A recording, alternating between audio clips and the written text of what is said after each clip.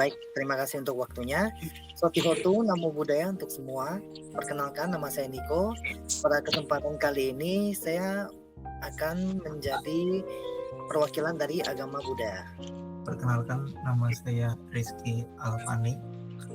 Saya di sini sebagai narasumber dari perwakilan agama Islam. Baik, selamat malam. Perkenalkan, saya Ibu Johana. Saya beragama Kristen Katolik. Saya mewakili Kristen Protestan. Saya nama Lam Matonda. Selamat malam semuanya. Dengan saya Ibu Yosefin. Saya mewakili agama ajaran Konghucu. Siap, terima kasih untuk waktunya. Saya perwakilan dari agama Buddha. Menurut saya, di level masyarakat ini sebenarnya hidup rukun memang sudah sangat oke untuk diterapkan pada kehidupan sosial sehari-hari.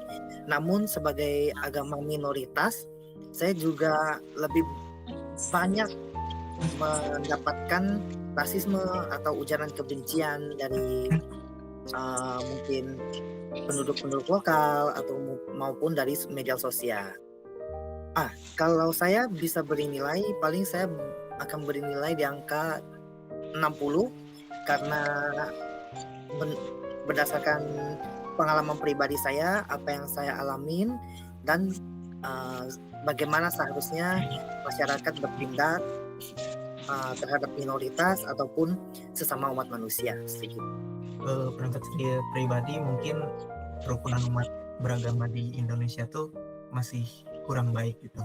Meskipun memang saya perwakilan dari agama Islam sebagai agama mayoritas di negara ini, saya pun merasakan sendiri gitu untuk intoleransi yang terjadi antara umat beragama gitu. Saya pun setuju dengan Ibu Yosefin bahwa mungkin terjadinya intoleransi itu tuh karena kurangnya pemahaman ya antar agama gitu. Mungkin bila mana kita bisa saling memahami, kita bisa saling berbuat kebaikan antar agama, mungkin kerukunan agama di Indonesia bisa terwujud dengan baik. Dan untuk skala 10 sampai 100 mungkin masih di angka 70 ya. Karena saya pun memang kadang melihat di berita adanya pengusikan ketika umat agama lain melakukan ibadah, atau ketika ingin membangun sebuah rumah ibadah terjadi penolakan dari agama mayoritas. Kalau menurut saya, kerukunan umat beragama di negara kita ini secara umum ya lumayan. Sebagai bangsa yang beragama, ya suku budaya bahasa Indonesia, memang ya perbedaan menjadi kekuatan yang membangun persatuan ya. Dinilai dari skala 10-100 ya sekitar 80.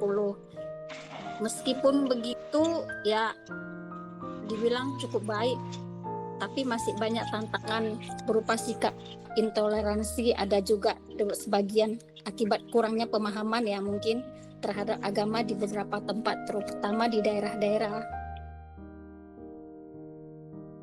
Di agama Buddha, ajaran intinya hanya ada 4 prinsip. Yang pertama itu metta. Metta itu cinta kasih tanpa batas ke semua makhluk. Jadi mau dia binatang, mau dia tumbuhan, semua dicintai dengan imbang. Yang kedua ada karuna, yaitu kasih sayang. Kasih sayang ini yang dimaksud adalah turut merasakan penderitaan orang lain dan ingin menolong apapun dan siapapun agamanya. Yang ketiga ada mudita. Mudita ini lebih ke turut bahagia atas kebahagiaan orang lain. Jadi tidak memberi rasa benci atau iri kepada orang yang sedang bahagia. Dan yang terakhir ada UPK, itu keseimbangan batin. Tidak terlalu fanatik terhadap sesuatu dan tidak kaku terhadap sesuatu. Dan juga Sang Buddha mengajarkan di kitabnya yang Kalama Sutta, dituliskan bahwa jangan percaya karena tradisi atau punya kitab atau karena orang, tapi ujilah pada diri sendiri dan lihat apa hasilnya. Untuk agama saya, tujuan untuk mencapai kerukunan antar umat beragama itu diajarkan melalui prinsip toleransi, saling menghormati, dan tidak memaksakan keyakinan, serta mengedepankan kasih sayang serta keadilan kepada sesama manusia yang beragama tanpa memandang perbedaan agama itu sendiri. Terima kasih. Kalau dalam ajaran Konghucu, kerukunan merupakan salah satu nilai yang paling penting.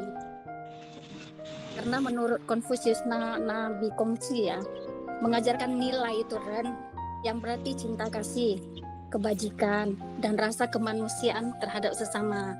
Selain itu juga terdapat nilai atau li yang mengajarkan tata krama, kesopanan, dan penghormatan kepada orang lain. Nah, ajaran inilah mengajarkan kami untuk memperlakukan orang lain dengan hormat dan adil. Kerukunan tidak hanya diwujudkan dalam bentuk hubungan dengan sesama umat Konghucu, tetapi juga dengan seluruh umat manusia ya, tanpa mandang bulu agama, suku, budaya. Dengan menjalankan nilai-nilai tersebut, kehidupan pasti akan damai dan harmonis dapat tercipta. Gitu aja. Kalau menurut saya, ya menanamkan sikap toleransi, menghormati perbedaan suku, agama, dan budaya. Baru menggalakkan kegiatan sosial, contohnya gotong royong bersama, tidak membedakan antara si agama ini atau dengan apa, tetapi bergotong royong bersama. Cara bentuk kita untuk melakukan harmonis di dalam saling umat yang beragama, dan contohnya itulah seperti saya katakan tadi, bergotong royong atau dengan mengadakan arisan di lingkungan tempat kita tinggal. Dan di tempat kita tinggal kan biasanya kan ya heterogen, bermacam-macam budaya, agama, dan budaya apa dan agama begitu. Terima kasih. Ya, menurut saya beberapa cara untuk menciptakan kerukunan beragama, yaitu menonjolkan sikap-sikap kemanusiaan yang manusiawi ya. Contoh saling menghargai, menjauhi fanatisme. Kebetulan kita masing-masing beragama selalu menonjolkan ego, fanatik gitu. Jadi kalau ini fanatisme berlebihan, ini akan bisa berbenturan dengan agama lain. Jadi mari kita menjauhi fanatisme yang berlebihan dan mengedepankan dialog daripada fanatisme tadi. Kemudian kita harus menghindari pemaksaan keyakinan. Contoh, keyakinanku paling benar, nggak boleh. Nah, itu namanya egois. Nah, kita perlu memaksakan kehendak kita kepada orang lain. Nah, kalau ada seperti itu, mari kita ajak dialog terbuka. Nah, kemudian mari utamakan sikap tadi, sikap saling membantu, gotong royong, sehingga terjadilah kerukunan. Saya pikir itu menurut saya. Oke, kalau menurut saya ya umat di dunia ya tetap begitu kembali kepada seperti saya katakan, agar terciptanya kerukunan yang beragama, ya tetap saling menghargai, menghormati agama masing-masing dan tidak saling menjelek-jelekkan atau menonjolkan agamanya seperti yang dikatakan Niko juga tadi, sifat fanatik yang berlebihan begitu. Terima kasih. Nah, kebetulan di setiap daerah ada organisasi lintas agama. Kebetulan ini didanai oleh APBD, anggarannya dari kas daerah. Nah, kalau pemerintah mengaktifkan ini secara maksimal dengan mengundang beberapa pihak, tokoh-tokoh, dan mereka bekerja sama dengan dialog lintas iman, dialog lintas agama. Nah, dibuat setiap bulan. Nah, masing-masing mereka membawa kabar ke jemaatnya masing-masing, baik Islam, Buddha, Kristen, Katolik. Nah, ini mungkin akan memperkecil masalah, memperkecil gesekan, bahkan meniadakan. Nah, jadi peranannya harus pemerintah yang memulai. Saya pikir itu saja. Jadi peranan pemerintah sungguh kita harapkan di sini. Di samping peranan para tokoh-tokoh agama yang berada di organisasi lintas agama tadi. Nah, mungkin itu cara yang paling baik. Sekian. Menurut saya, ya pemerintah istilahnya menjamin kebebasan beribadah, memfasilitasi dialog atau seperti yang dikatakan Pak Lamas tadi, sudah ada sebenarnya difasilitasi antar lintas agama itu. Jadi menurut saya maunya sebaiknya benar-benar dilakukan, jangan hanya istilahnya ada aja, memang ada kumpulan atau tapi tidak pernah dilaksanakan. Jadi menurut saya ya itu kalau memang sudah difasilitasi, dilakukanlah dialog biar tercipta kerukunan beragama. Baru meredam konflik serta mengedukasi masyarakat mengenai pendidikan, mengenai pentingnya sifat saling menghargai, begitu. Terima kasih.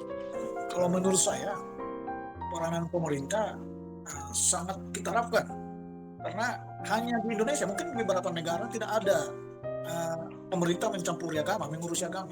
Tapi di Indonesia bayangkan ada Kementerian Agama, ada diangkat satu menteri untuk mengurusi agama.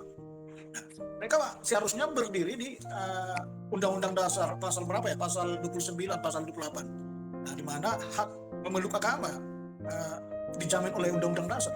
Nah, kemudian turunannya ada keputusan SK 3 Menteri. Nah, di mana isi dari SK Menteri ini selalu menguntungkan kaum mayoritas. Kenapa saya bilang begitu? Di mana kelompok minoritas mau mendirikan rumah ibadah tanpa persetujuan 60% dari pihak mayoritas, tanda tangan persetujuan, pihak minoritas belum bisa mendirikan. Nah, artinya di mana-mana pihak minoritas tidak pernah bisa mendirikan rumah ibadah. Nah, jadi makanya kita selalu terbentur di izin. Seperti agama Islam di Papua susah mendirikan rumah ibadah. Demikian sebaliknya. Nah, jadi saya pikir ini perlu dievaluasi lagi. SK 2 Menteri ini perlu dievaluasi lagi. Jadi sudah dijamin oleh Undang-Undang 45 pasal 29 atau pasal 28 itu. Nah, ini harus berpijak dari sana. Di mana kebebasan itu? Nah, jadi saya harap kita harap semua ya, pemerintah harus mengevaluasi dan merevisi peraturan tadi sehingga hak-hak kita bisa terjamin untuk melakukan melaksanakan ibadah di masing-masing rumah ibadah. Saya pikir demikian.